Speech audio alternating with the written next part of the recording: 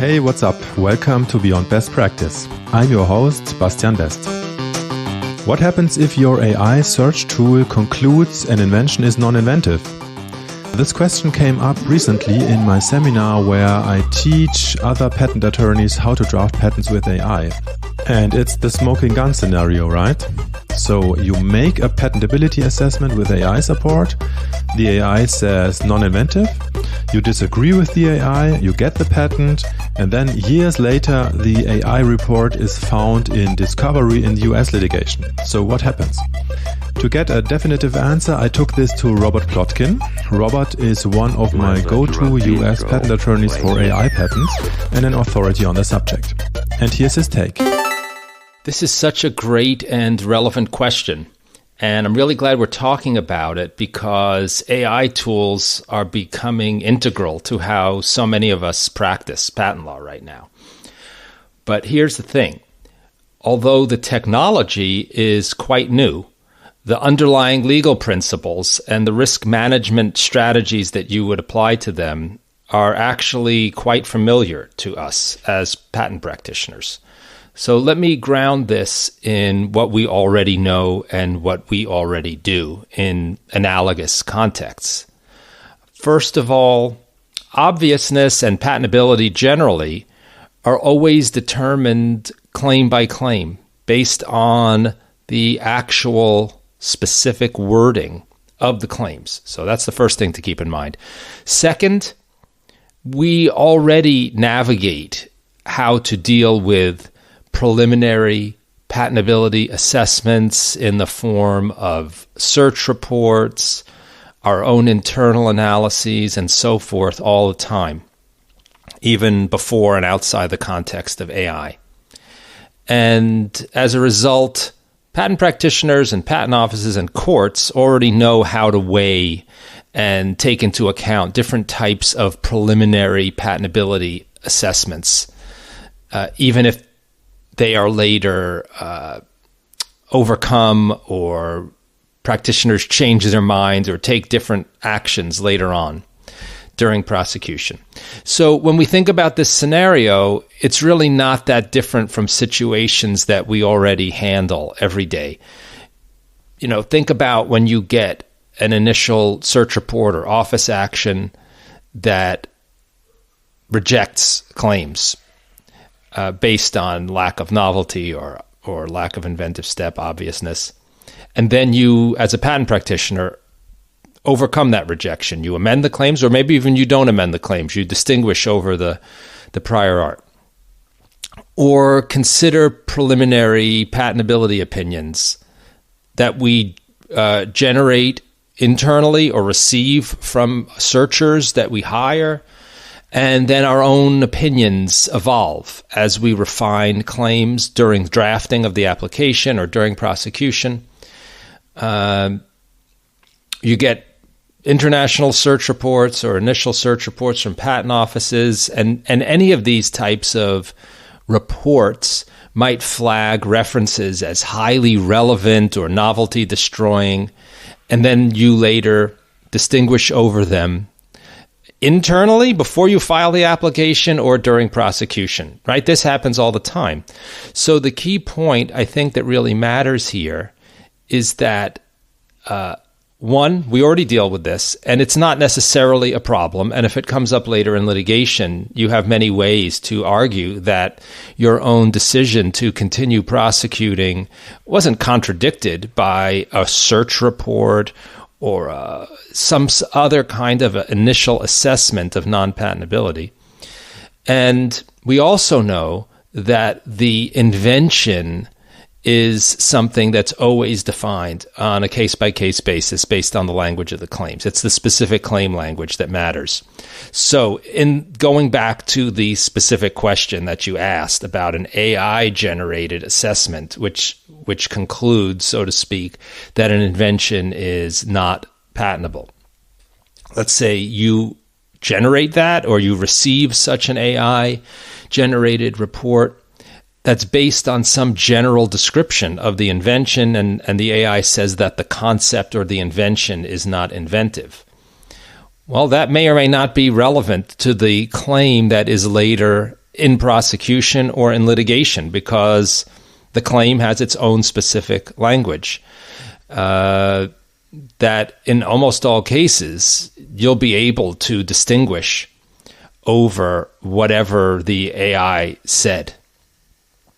And as I said earlier, though, even if the language in the claim that you're prosecuting or that's in litigation is exactly the same as what the AI said was non-inventive, I don't necessarily see that as a problem. It's not really different from all these other cases I mentioned that we deal with, where you get a search report from a searcher or a patent office or an office action, and you're able to distinguish over that later and argue in litigation that you had your own reasons for continuing to prosecute despite that.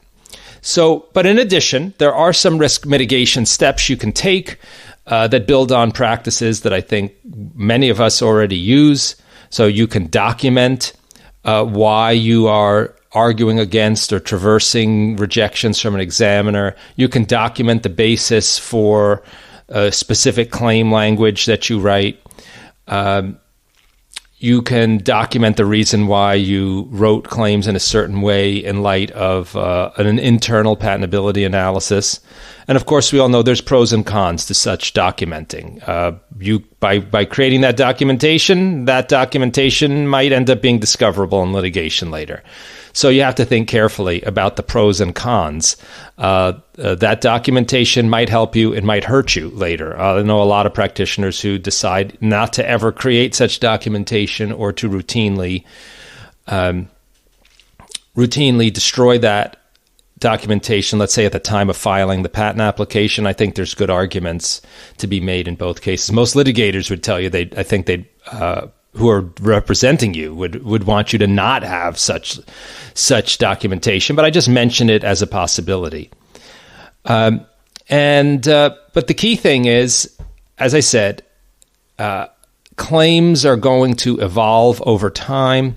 Their language is going to evolve over time, and I think in almost all cases, you would be able to point to how specific claim language that's at issue in litigation differs from whatever the AI said was non-inventive, and that's one basis for defending your position in litigation. But I'm just going to say it again. Even if that's not the case, and the claim that is granted was the exact claim that an AI system, quote, concluded was not inventive, in the end, the judgment about what claims to file, what claims to argue for, is yours as the practitioner. You exercise your own judgment, and I think if a claim were ever litigated, even if it was exactly identical to something that an AI system had said was not patentable, and you were deposed or had to testify in litigation, you could explain why you brought your own judgment to bear on that claim and decided that it was valid to pursue such a claim in prosecution. And again, that's not any different from what happens very often when we get search reports internally or do preliminary assessments of patentability and move ahead in a way that might seem contrary to those preliminary assessments, and often how we prosecute in the face of international search reports or other kinds of search reports from patent offices.